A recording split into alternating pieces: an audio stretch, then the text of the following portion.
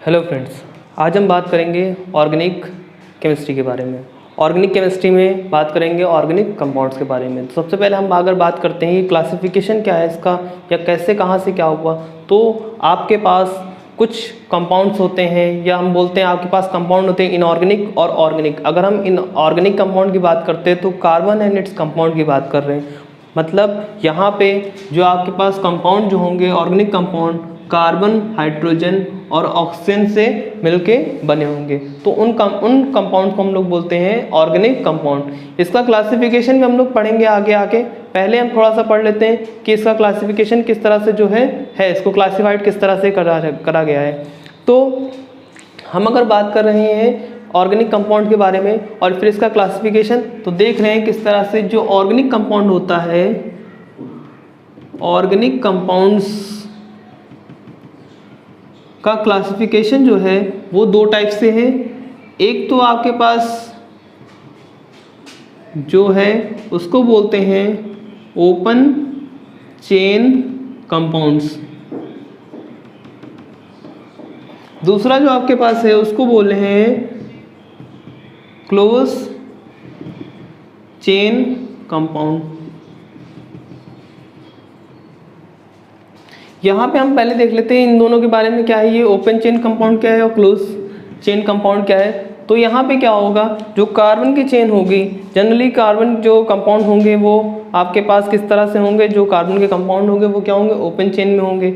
या हम अगर बात करते हैं किस तरह से कंपाउंड बनते हैं, तो यहाँ पे जो है जो कंपाउंड्स होंगे वो कार्बन के जो है वो किस तरह से हैं, सिर्फ ऐसी ओपन चेन होती है। अगर आपके पास कोई भी कंपाउंड है, जैसे आपके पास यहाँ पे कंपाउंड है कि CH3, तो ये जो है ये क्या है, कार्बन कंपाउंड की क्या है, ओपन चेन है। इसे हम लोग बोलेंगे ओपन चेन कंपाउंड। मतलब कार्बन कंपाउंड की जो चेन होगी तो उसे हम लोग अगर ओपन फॉर्म में तो उसे बोल रहे हैं ओपन चेन कंपाउंड। दूसरा आपके पास है क्लोज चेन कंपाउंड। तो यहाँ पे क्या होगा, क्लोज चेन कंपाउंड में क्या है कि कार्बन कंपाउंड की क्लोज चेन होगी। किस तरह से, जैसे ये है, ये जो चेन होती है वो क्या है, क्लोज चेन है। या हम अगर इसकी बात करते हैं तो ये भी क्या है, कार्बन कंपाउंड की क्या होती है, क्लोज चेन होती है। तो यहाँ कंपाउंड ऑर्गेनिक कंपाउंड्स को दो पार्ट में डिवाइड किया गया है, जिसमें आपके पास सबसे पहले है ओपन चेन कंपाउंड, दूसरा आपके पास है क्लोज चेन कंपाउंड। अगेन इसके अंदर फर्दर डिवीजन हो जाता है। जो ओपन चेन कंपाउंड होता है वो दो टाइप में होता है, उसको पहले को बोलते हैं सैचुरेटेड और दूसरे को बोलते हैं अनसैचुरेटेड। तो पहला जो है वो सैचुरेटेड कंपाउंड है, सैचुरेटेड कंपाउंड्स, और दूसरा क्या है, दूसरा अनसैचुरेटेड कंपाउंड्स है।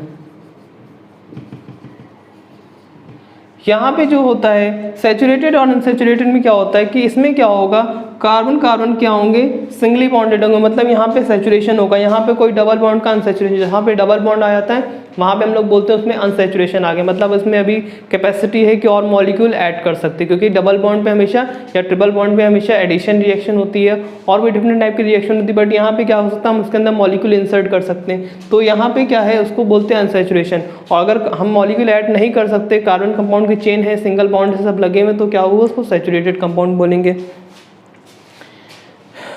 यहाँ पे सैचुरेटेड कंपाउंड में आपके पास आ जाएगा एल्केन, और अनसैचुरेटेड कंपाउंड में आपके पास दो टाइप के कंपाउंड आएंगे। दूसरी क्या होती है, एल्कीन और एल्काइन।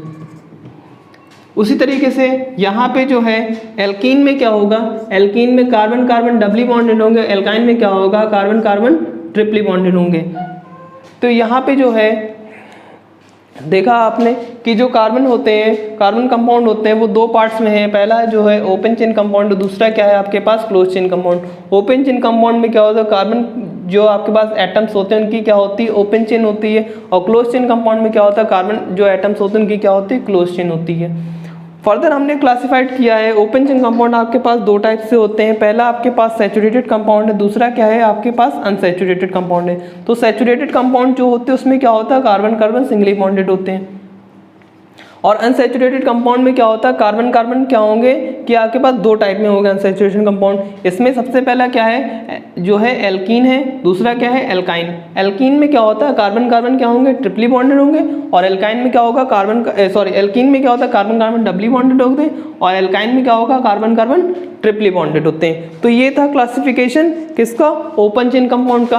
आइए हम पढ़ते हैं क्लोज चेन कंपाउंड में। तो क्लोज चेन कंपाउंड को फर्दर क्लासिफाइड किया जाता है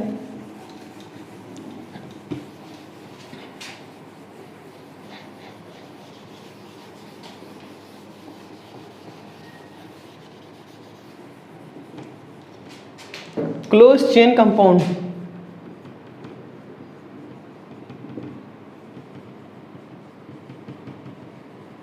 क्लोज चेन कंपाउंड को फर्दर डिवाइड किया जाता है, फर्दर डिवीजन इसमें हो जाता है। इसमें सबसे पहला डिवीजन होता है उसको बोलते हैं होमोसाइक्लिक कंपाउंड्स, और इसमें दूसरा डिवीजन जो होता है उसमें आता है हेट्रोसाइक्लिक कंपाउंड्स। यहाँ पे होमोसाइक्लिक, यहाँ पे होमो वर्ड का मतलब होता है सेम, और यहाँ पे क्या होगा जो साइकिल बनी होगी वो क्या होगी ओनली कार्बन एटम्स की होगी। मतलब जो अगर हम क्लोज चेन कंपाउंड की बात कर रहे हैं तो क्लोज चेन होगी तो, बट यहाँ पे क्लोज चेन किस चीज़ की होगी ओनली कार्बन एटम्स की होगी। और अगर इस टाइप में आपके पास अगर होता है तो उसे हम लोग बोलते हैं क्लोज चेन कंपाउंड। और यहाँ पे क्या होगा सिर्फ कार्बन एटम लगा हुआ है, और कार्बन एटम लगा हुआ है इसके मतलब यहाँ पे क्या है होमोसाइक्लिक। होमो मतलब यहाँ पे होता है सेम, मतलब जो साइकिल बनी होगी सिर्फ only carbon atom. The cycle is made up of only carbon atom. The cycle is made only carbon atom. तो यहाँ जो साइकिल बनी होगी वो क्या होगी, वो आपके पास कार्बन एटम की होगी। और हेट्रोसाइक्लिक में क्या होता है कि यहाँ पे कंपाउंड होगा तो, बट यहाँ पे क्या होगा एक अलग से कंपाउंड आपके पास, मतलब सॉरी एक अलग से हम एलिमेंट लगा सकते हैं। आपके पास एलिमेंट कौन कौन से लगे होंगे फर्दर में, यहाँ पे N, नाइट्रोजन, ऑक्सीजन और सल्फर, इन तीनों में से क्या होगा कोई एक एलिमेंट लगा होगा। जैसे यहाँ पे हम अगर देखते हैं तो इस टाइप से अगर आपके पास कोई कंपाउंड बना है, ये जो होता है इस टाइप का अगर कंपाउंड है आपके पास तो क्या होगा यहाँ पे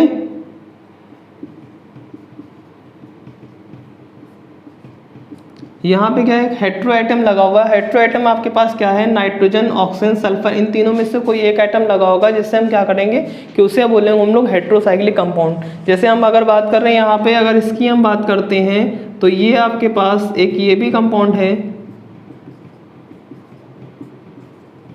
अभी हम बताएंगे इसके अंदर फर्दर स्टडी करेंगे तो हम बताएंगे कि कौन सा कंपाउंड क्या है और इसमें कैसे हम लोग जो है बॉन्ड सेटिस्फाई करते हैं।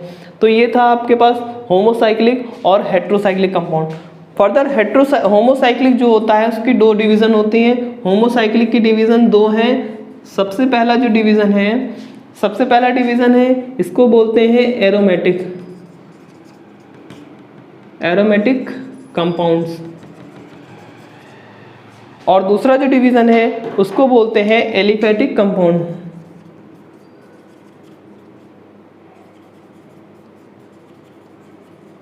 इस पर थोड़ा सा ध्यान देने वाला है। एरोमेटिक कंपाउंड्स वो कंपाउंड होते हैं दे बर्न विथ सूटी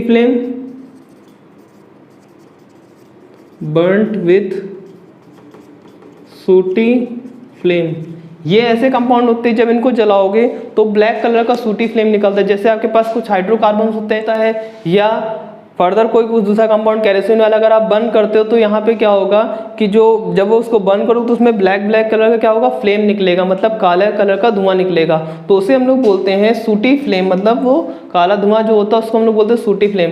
तो वो कंपाउंड आपके पास कैसे होते हैं, वो कंपाउंड आपके पास एरोमेटिक कंपाउंड्स होते हैं। एलिफेटिक कंपाउंड्स इसमें क्या होता है, इसमें जो एलिफेटिक कंपाउंड होता है ये सूटी फ्लेम के साथ बर्न नहीं होते। जो नॉर्मली जैसे आपके पास जो होम गैस होती है वो क्या होती है एलिफेटिक कंपाउंड होती है। तो ये जो थी इसकी क्लासिफिकेशन थी। हम एक बार फर्दर इसको स्टडी कर लेते हैं किस तरह से इसमें क्लासिफिकेशन है। तो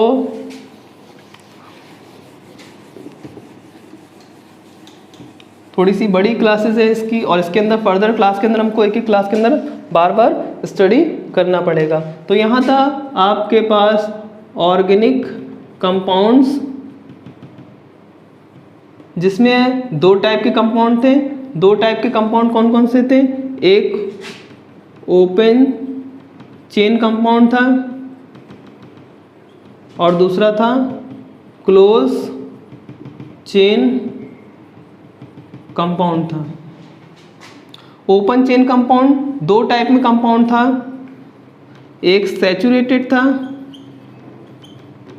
सैचुरेटेड कंपाउंड, दूसरा क्या था? अनसैचुरेटेड कंपाउंड था। सैचुरेटेड कंपाउंड में आपके पास आता है एल्केन, और अनसैचुरेशन में फिर फर्दर दो आपके पास क्लास हो जाती है, जिसमें हम लोग बोलते हैं एल्कीन और एल्काइन। एल्केन में क्या होता है? कार्बन कार्बन सिंगली बॉन्डेड होता है। एल्कीन में क्या होता है? कार्बन कार्बन डबली बॉन्डेड, और एल्काइन में कार्बन कार्बन ट्रिपली बॉन्डेड होते हैं। क्लोज चेन कंपाउंड की फर्दर दो क्लासेस होती हैं, एक होती है होमोसाइक्लिक कंपाउंड्स और दूसरी होती है हेट्रोसाइक्लिक कंपाउंड्स। होमोसाइक्लिक कंपाउंड क्या होते हैं? जिनमें कार्बन की क्या होते हैं? सिर्फ जो चेन बनी होगी सिर्फ कार्बन की बनी होगी, इसलिए इसको क्या बोलते हैं? इसको होमोसाइक्लिक बोलते हैं। और हेट्रोसाइक्लिक में क्या होगा? एक नाइट्रोजन, ऑक्सीजन और सल्फर, इन तीनों में से कोई एक कंपाउंड लगा कि चेन में तो कार्बन तो लगे होंगे, साथ साथ क्या लगा होगा? इन तीनों में से कोई एक एलिमेंट लगा होगा, जिसे हम लोग बोलते हैं हेट्रोसाइक्लिक कंपाउंड। और होमोसाइक्लिक कंपाउंड की क्या होती है? फर्दर क्लासेस होती है। फर्दर इसको दो पार्ट में डिवाइड कर देते हैं, जिसको हमने बोला था, अभी हमने बोला था एरोमेटिक कंपाउंड्स, और दूसरी होती है एलिफेटिक कंपाउंड्स। एरोमेटिक कंपाउंड्स वो कंपाउंड होते हैं जो बर्न विद सूटी फ्लेम, और एलिफेटिक कंपाउंड वो कंपाउंड होते हैं जो सूटी फ्लेम के साथ बर्न नहीं होते। तो ये था क्लासिफिकेशन किसका? ऑर्गेनिक कंपाउंड का। तो यहाँ पे आपने देखा कि ऑर्गेनिक कंपाउंड जो होते हैं वो किस चीज़ के बने होते हैं? वो खाली कार्बन, ऑक्सीजन, हाइड्रोजन और ऑक्सीजन से बने होते हैं। इनको हम लोग बोलते हैं ऑर्गेनिक कंपाउंड। इसकी दो क्लासेस होती है, open chain compound, close chain compound. Open chain compound की दो क्लासेस होती है। सैचुरेटेड कंपाउंड में आपके पास एल्केन आ जाता है, अनसैचुरेटेड कंपाउंड में आपके पास एल्कीन और एल्काइन आ जाता है। क्लोज चेन कंपाउंड दो टाइप के होते हैं, homocyclic compound, heterocyclic compound. Homocyclic compound क्या होते हैं? दो टाइप में होते हैं, एरोमेटिक कंपाउंड और एलिफेटिक कंपाउंड। होमोसाइक्लिक में क्या होगा? कार्बन जो आपके पास कंपाउंड होंगे उनकी क्या होगी? एक कार्बन जो चेन होगी वो किसकी बनी होगी? सिर्फ कार्बन की बनी होगी। और हेट्रोसाइक्लिक में क्या होता है? एक नाइट्रोजन, ऑक्सीजन या सल्फर, इन तीनों में से कोई एक एलिमेंट लगा होगा उस चेन के अंदर, मतलब उस चेन के साथ साथ एक ये भी एलिमेंट लगा होगा, तो इसलिए हम लोग बोलते हैं हेट्रोसाइक्लिक कंपाउंड। तो यहाँ से अब आगे हम पढ़ते हैं टेट्रावैलेंसी ऑफ कार्बन। और टेट्रावैलेंसी ऑफ कार्बन में क्या होता है पहले हम ये देख लेते हैं। तो टेट्रावैलेंसी ऑफ कार्बन हम लोग आगे पढ़ेंगे, टेट्रावैलेंसी ऑफ कार्बन। हेलो, तो आगे हम लोग बात करेंगे टेट्रावैलेंसी ऑफ कार्बन। तो टेट्रावैलेंसी ऑफ कार्बन क्या होता है पहले हम लिख लेते हैं, टेट्रावैलेंसी ऑफ कार्बन। कार्बन क्या करता है? कार्बन क्या होता है? टेट्रावैलेंसी का मतलब यहाँ पे क्या होता है? कार्बन टेट्रावैलेंट है। टेट्रावैलेंट मतलब चार वैलेंसी शो करता है, मतलब कार्बन के अराउंड लगभग चार बॉन्ड होने चाहिए। कैसे हम इसको जस्टिफाई प्रूफ कैसे कर पाएंगे कि चार ही वैलेंसी होने चाहिए, पांचवी क्यों नहीं होने चाहिए? और अगर चार है तो हम उसको तीन क्यों नहीं रख सकते हैं, चार ही क्यों रखते हैं? तो आइए प्रूफ करते हैं हम किस तरह से जो है कार्बन टेट्रावैलेंसी शो करता है। तो कार्बन का एटॉमिक नंबर होता है 6, इसका electronic configuration 1s2 2s2 2p2। ये क्या होते हैं? ये आपके पास K शेल है, ये L शेल है। यहाँ पे जो होगा इसको बोलेंगे वैलेंस शेल। वैलेंस शेल जो ऐसे शेल होते हैं जो वैलेंसी सेटिस्फाई करते हैं उनको हम लोग बोलते हैं वैलेंस शेल। इसकी हम लोग बात करेंगे तो इसमें होती दो क्लासेस, दो इसमें पार्ट होते हैं। सबसे पहले होगी ग्राउंड, GS मतलब यहाँ पे है कि ग्राउंड स्टेट। ग्राउंड स्टेट में आपके पास जो है वो क्या होगा? मॉलिक्यूल क्या है जो रेस्ट में रहेंगे, इलेक्ट्रॉन क्या है रेस्ट में रहेंगे। और जब इसको थोड़ी सी हमने एनर्जी देके एक्साइट कर दिया तो जो इलेक्ट्रॉन होगा वो यहाँ से स्प्लिट होके कहाँ चला जाएगा? यहाँ चला जाएगा। तो उसको बोलेंगे एक्साइटेड स्टेट। एक्साइटेड स्टेट में क्या होगा कि एक इलेक्ट्रॉन यहाँ पे और 3 इलेक्ट्रॉन यहाँ पे आएंगे। तो इस टाइप से अगर आपके पास अगर कुछ होता है तो उसे हम लोग बोलते हैं कि क्या है, वो मॉलिक्यूल क्या कर गया, एक्साइट कर गया। अब देखिए यहाँ पे कितनी वैलेंसीज क्या गया, 4 वैलेंसी आ गई। अब अगर आप CH4 का स्ट्रक्चर बनाओगे तो हाइड्रोजन का जो होता है, हाइड्रोजन का एटॉमिक नंबर होता है 1, इसका इलेक्ट्रॉनिक कॉन्फिगरेशन 1s1।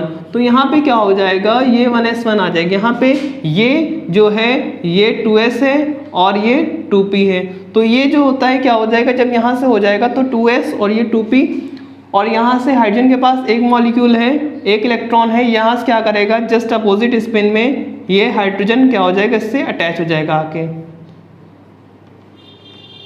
मतलब यहाँ पे वैलेंस जो होता है कोवेलेंट बॉन्ड जो है बनना शुरू हो जाता है। तो यहाँ पे किस टाइप का आपके पास जब आएगा तो यहाँ पे इसको बोलेंगे 4 वैलेंसी हो गए। तो यहाँ पे एक इससे लग गया हाइड्रोजन, दूसरा हाइड्रोजन इससे, तीसरा हाइड्रोजन इससे और चौथा हाइड्रोजन इससे लग गया। तो यहाँ पे कुछ वैलेंस जो आपके पास जो बनेगा कुछ इस तरह से बनेगा, ये और ये। मतलब कार्बन के अराउंड लगभग कितने बॉन्ड होने चाहिए, कार्बन के अराउंड लगभग 4 बॉन्ड होने चाहिए, तभी आपके पास जाके कार्बन टेट्रावैलेंसी, इसीलिए बोलते हैं carbon tetravalency, carbon shows tetravalency. और टेट्रावैलेंसी को शो करने के लिए यहाँ पे जो होता है थोड़ा सा इसका स्ट्रक्चर थोड़ा सा चेंज होता है। यहाँ पे इसका स्ट्रक्चर एक्चुअल ये नहीं होता है, इसका स्ट्रक्चर जो होता है एक्चुअल कुछ इस तरह से होता है। ये हाइड्रोजन होता है, ये कार्बन, ये यहाँ पे ये, और ये एक हाइड्रोजन ये। तो इसका स्ट्रक्चर जो है कुछ इस तरह से शो होता है, जिसको हम लोग बोलते हैं टेट्राहेड्रल स्ट्रक्चर। मतलब यहाँ पे क्या है कि ये 3 हाइड्रोजन जो है वो क्या है, एक प्लेन पे है, और जो चौथा हाइड्रोजन है वो क्या है, ऊपर की तरफ है। यहाँ पे जो एंगल बनता है, यहाँ पे जो एंगल बनेगा 109 डिग्री 28 मिनट का बनेगा। इस स्ट्रक्चर को हम लोग बोलते हैं tetrahedral structure,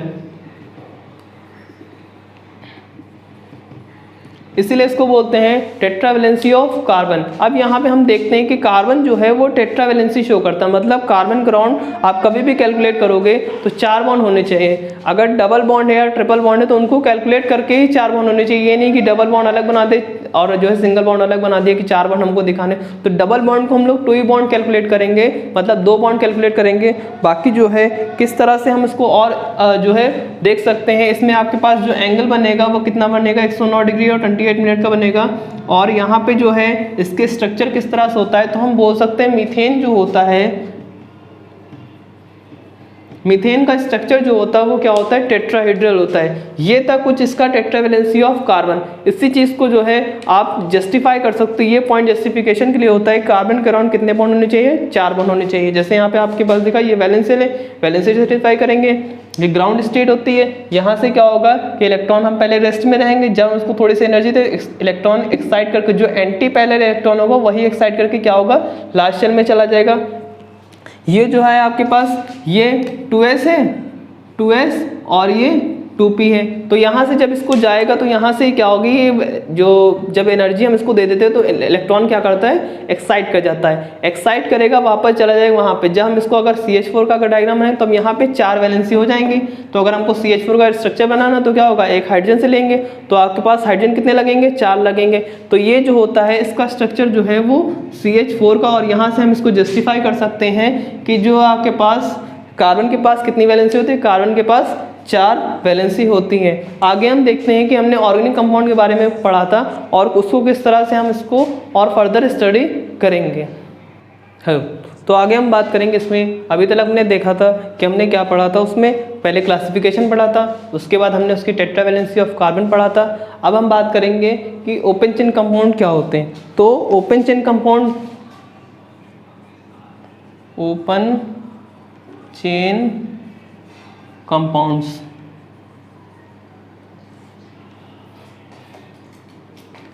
they have open chain of carbon atom।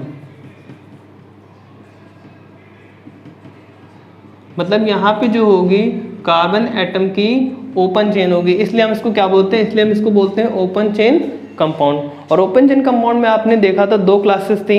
सबसे पहली क्लास थी जो है सैचुरेटेड कंपाउंड। सैचुरेटेड कंपाउंड, अच्छा पहले हम ओपन चेन कंपाउंड के 2 एग्जांपल देख लेते हैं। जैसे आपके पास ये है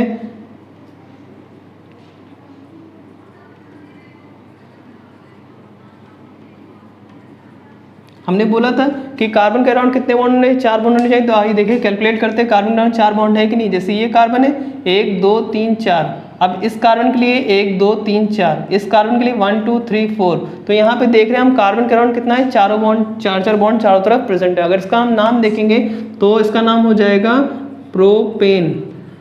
ठीक, तो ये था आपके पास ओपन चेन कंपाउंड। और ओपन चेन कंपाउंड में आपके पास 2 क्लासेस थे। इसको हम इस तरह लिख सकते हैं, इसको इस तरह भी लिख सकते हैं, CH3 CH2 CH3।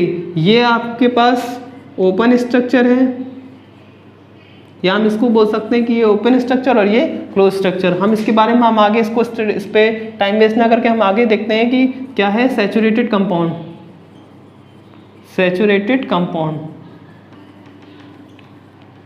Saturated compound में आपके पास एल्केन है, और अनसैचुरेटेड कंपाउंड जो है,